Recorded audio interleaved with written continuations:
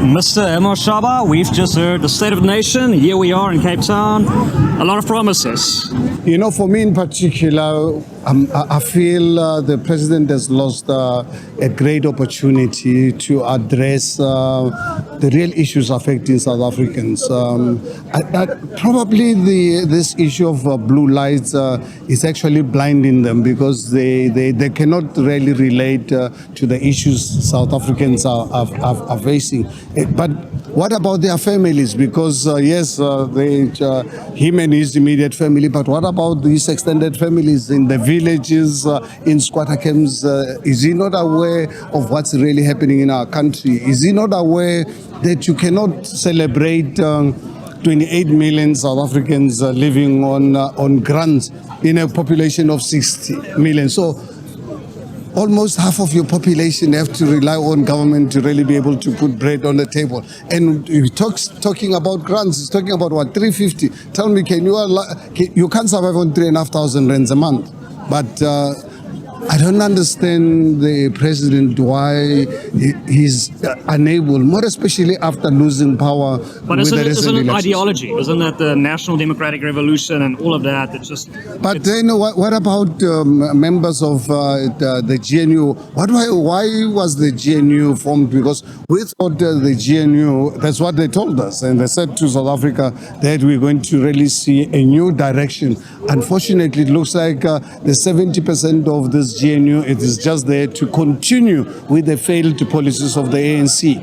And they're happy. I mean, I saw people who a year ago, or a few months ago, 7 months ago, used to be big critics of the ANC government. They were clapping. Even clapping for talking about 28 million people being on social grants. So we're facing a real serious challenge in this country. But ultimately, I believe the voters of this country will fix what is broken, because unfortunately we're in big trouble. Highest unemployment rate in the world, housing where people live in squalor. We see on a daily basis squatter camps are developing, and they're talking about calling them informal settlement. These are squatter camps, people living on top of one another without actually having basic services like toilets. They are with no water, with no electricity. If they were watching him, how they feel. You can imagine. For me, I regard myself as a privileged South African that I don't have to rely on government 350. I feel so disappointed. I feel I really wasted my time coming here after spending 2 days in Barberton yesterday dealing with the 9th anniversary of the Lily mine. I really feel I should have just really stayed at home, but unfortunately, because we cannot really give up on our country. We will engage, and we will take this message to our people across our nation to say, look, the only way we're going to fix this is through your vote.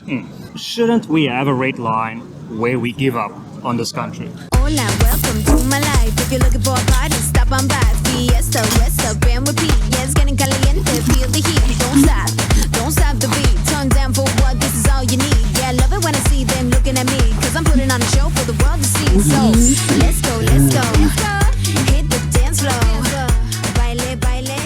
Controversial opinion. Shouldn't we have a red line where we give up on this country? No, we should not, because how do you give up on a country? A country can be fixed. But I mean, that's what I'm saying. Isn't there a point where it cannot be fixed? So we're still really very far from being in a country that cannot be fixed. I mean, let me just give you an example. Look at Germany after the Second World War. I mean, that country was flattened. Yeah. Where's Germany today? Our country, we still have our buildings and so forth, though we've allowed international crime syndicates to hijack properties, more especially in Johannesburg and other parts of our country in Durban. These things can be fixed.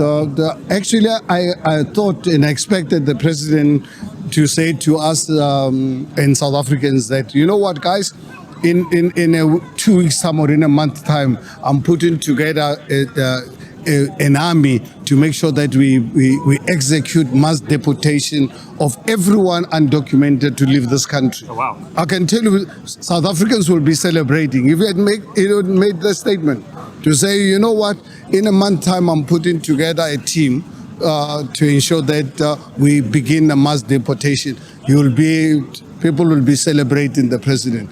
If the president had said to us as South Africans, our soldiers who are being killed in DRC, I'm bringing them back here to protect our borders, to make sure that anyone coming into this country come here legally, and you come here and you must respect our laws, he'll be celebrated.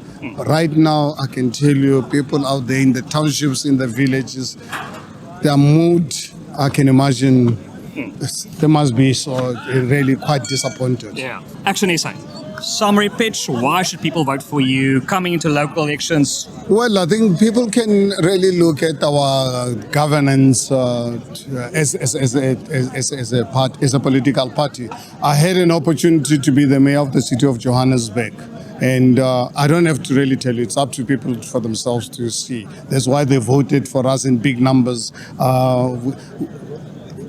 Just over a year after the launching our party. Now look at what we're doing in Tshwane, the capital city of this country, with Dr. Moya as the mayor. So for us as ActionSA, with our new deputy president, we are saying our ideology as a party is service deliverism. We focus on service delivery and actually respond to the lived experience of South Africans.